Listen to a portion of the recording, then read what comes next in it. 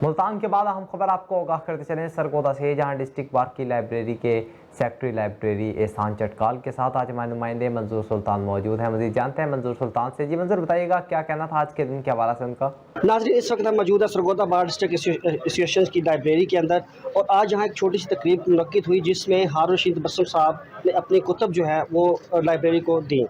नाज़रीन, ये वो शख्सियत हैं, इनके बारे में बताना चाहूँगा कि जब हम स्टूडेंट थे तो हम कंपनी बाग में एक प्रोग्राम देखने के लिए आया करते थे, 14 अगस्त का और 6 सितंबर का। नाज़रीन, उस वक्त से लेकर अब तक इनकी बारोब शख्सियत को हम अभी तक देखते आ रहे हैं, और ये वो शख्सियत, इनसे हम बहुत कुछ सीखते आए हैं। हमारे नौजवानों के लिए ये सरमाया है, हमारे सरगोदा शहर के लिए ये फ़ख्र है।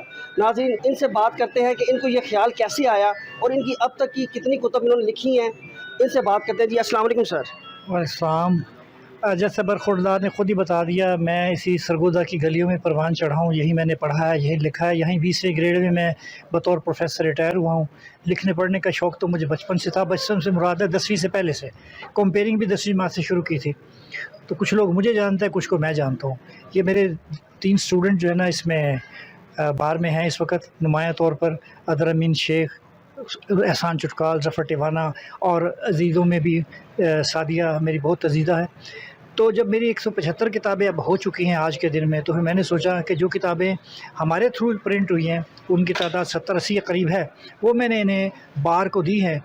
क्योंकि उस्ताद जो है ना वो एक नुक्ता है, उस्ताद जो है एक ऐसा मंबा है जिससे शुआएँ फूटती हैं, किरणें फैलती हैं, और रोशनी और खुशबू ये रास्ता ख़ुद तलाश करती हैं।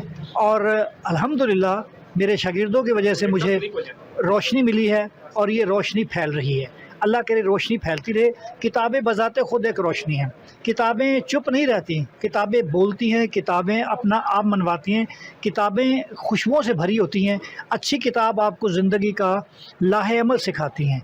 मैंने जो कुछ सीखा है वो किताबों से सीखा है। किताबों की दोस्ती आपके लिए इस्तिकामत का पैगाम लाती है।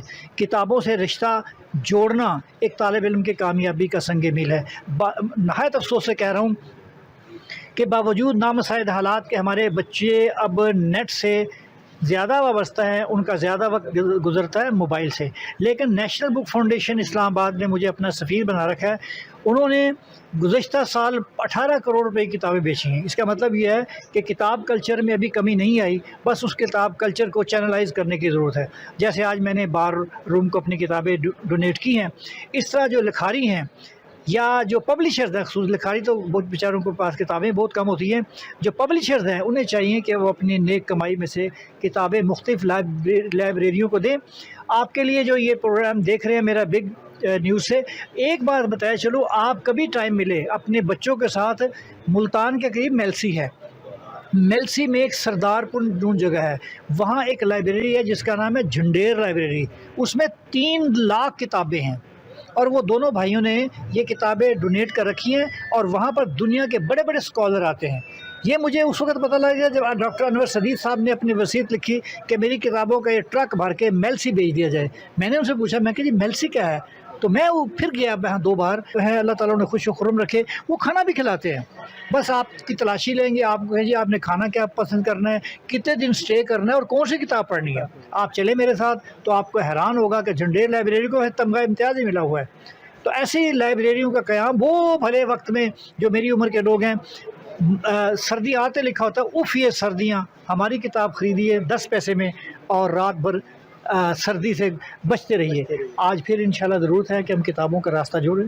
आप मेरी सीरत पे भी किताबें माशाल्लाह पाकिस्तान पर भी हैं, और ख़ुसूस तौर पर मेरे मुर्शिद इकबाल के बारे मेरे इस वक्त 39 किताबें, 40वीं आने वाली है।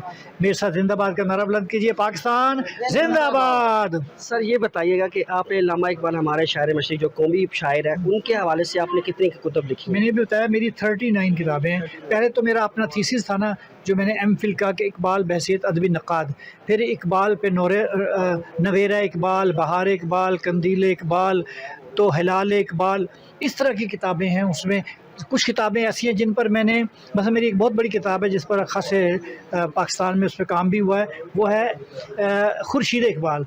इसमें फ़ारूक साहब 365 इकबाल पर लिखी गई जो किताबें हैं उन पर मेरे रिव्यू हैं।